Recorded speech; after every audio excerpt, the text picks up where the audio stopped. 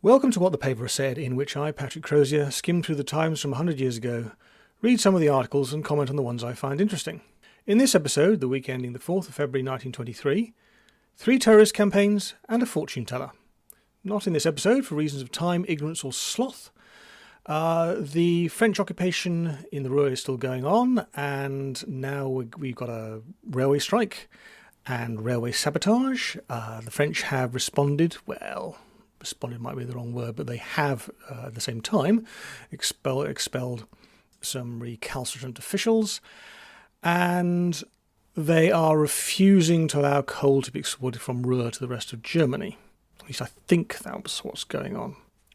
At Lausanne, the talks between the Allies and the government of Turkey have broken up without agreement. The main bone of contention is the future of Mosul. The Turks think they should have it, and the British and the French disagree. There's been also a lot of attention given to the talks between the British and American government over British debt. In the First World War, the British wanted a lot of stuff from America and took out huge loans to fund this, and now the time has come to pay up. Now you may be asking, hang about, if they'd taken out the loans, surely they should be paying those off. Well, there was some sort of agreement which meant that Britain didn't have to pay anything until 1922, and Britain will struggle because I think the rate at which these loans were taken out was about 4%, and the British have negotiated this down to 3% or thereabouts, which is a considerable reduction.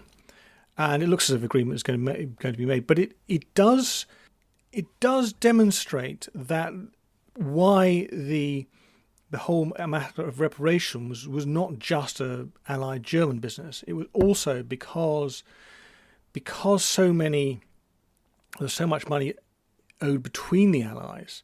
Britain is bankrupt in 1923, and France and Italy are in an even worse state. Bankrupter, if you like, and of course they're expecting the Germans to pay up. So it's quite important that is it important? I think it's important that Britain pays its debts as a demonstration, and it also demonstrates, of course, that if Britain is having problems paying its debts, well, there's a good chance, and it needs forgiveness of some description. Well, there's a good chance that Germany does need some forgiveness too. Anyway, that's an issue that I'm not covering. There's also I didn't cover this at the time, but a few months ago, someone sent the Commissioner of the Metropolitan Police a box of poisoned chocolates and almost killed him. Anyway, they found someone, and they've charged him, and he's in court now. Last week I mentioned that the Bavarian government had banned a National Socialist demonstration in Munich. Herr Hitler, the National Socialist leader, declared that the demonstration would be going ahead. This is from Tuesday, the 30th of January. Over 180,000 of Herr Hitler's fascist supporters attempted demonstrations here during the weekend. You'd have to say 180,000, if true. Demonstration numbers are always a bit up in the air. But let's say it's 90,000. That's still a good number, especially of a city which nowadays has a population of about 3 million or so. Yeah, he's doing well. It goes on. In spite of the fact that the town was packed with troops and that the government had forbidden all public demonstrations, large bands of fascisti, with swastika standards and armed with revolvers and truncheons, marched through the streets last night. At the various meetings, Herr Hitler referred in particularly offensive terms to England and America, the cad, and declared that unless these countries intervened to prevent further French action in the Ruhr, the presence of British and American subjects in Bavaria would no longer be tolerated, sentiments that met with enthusiastic approval. A gang of Herr Hitler's stormtroops invaded the Regina Palace Hotel, ostensibly in search of Jews and foreigners. Interesting the mention of Jews. I haven't seen that yet, but obviously, well, that's part of the ideology. After posting guards at all doors and examining the price list. Why are they examining the price list? Who knows? Anyway, it goes on. They proceeded to terrorise the people dining in the grill room. The manager, who is himself a supporter of the fascist movement, prevented actual violence by his tactful... I'll say that again. The manager, who is himself a supporter of the fascist movement, prevented actual violence by his tactful handling of the situation. I think it is worth pointing out that Hitler would appear to be the only person doing this stuff at the moment.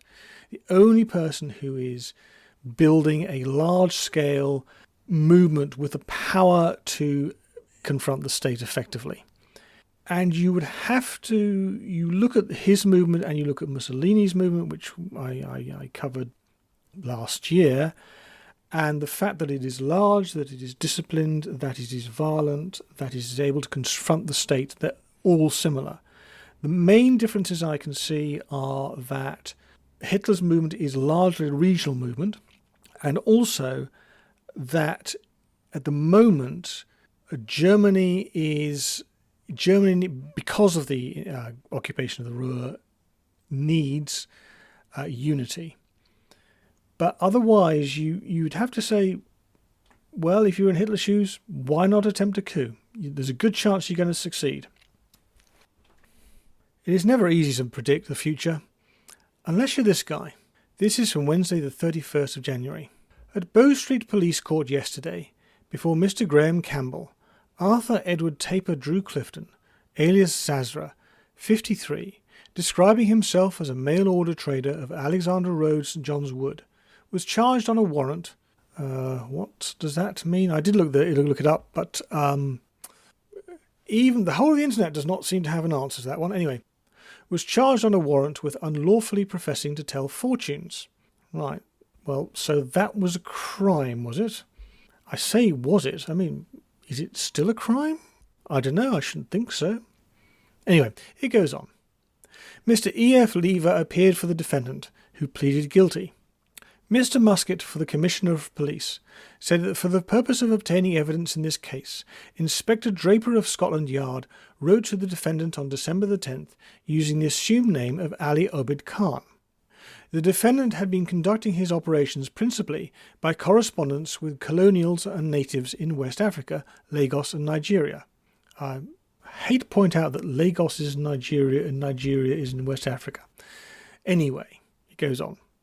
In reply to the inspector, the defendant wrote enclosing a pamphlet headed, "Let me read the sands of time for you," and a number of advertisements relating to such articles as mysterious bamboo sticks, 10 shillings, Indian fakir crystals for developing the faculty of clairvoyance, 10 shillings to 25 shillings. Inspector Draper replied by forwarding 15 shillings for a sketch delineation of the future. He filled in a coupon which required such details as date of birth, time of birth, if known, sex, occupation, and rank. In due course he received a packet of 12 or 13 pages of closely typed matter which Mr. Musket described as a farrago of nonsense from beginning to end. The Nigerian authorities had tried to get the police here to put a stop to his business, as they considered that a great imposition was being practised on the natives. But owing to the different names and addresses used by the defendant, the police had been unable to take action before. It goes on.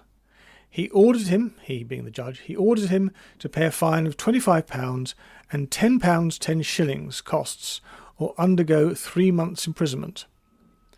That is about 7 ounces of gold. So, O libertarian, should this be illegal, or should white people living in St. John's Wood be able to fleece uneducated natives in Nigeria? Well, I would have to say I think this is a free speech matter, but it's not difficult to see why this sort of practice might become illegal. I think the best argument I can come up with is that criminalising activity like this is likely to lead to unintended and unknowable consequences. In Ireland, the Civil War has entered a new phase. This is from Wednesday the 31st of January. The campaign of destruction reached its highest point since July in Dublin City and County last night.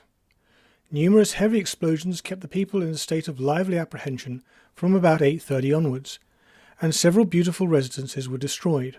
The first attack was made on the house of Mr. M. A. Corrigan, Chief State Solicitor of the Free State, in Leinster Road, Rathmines.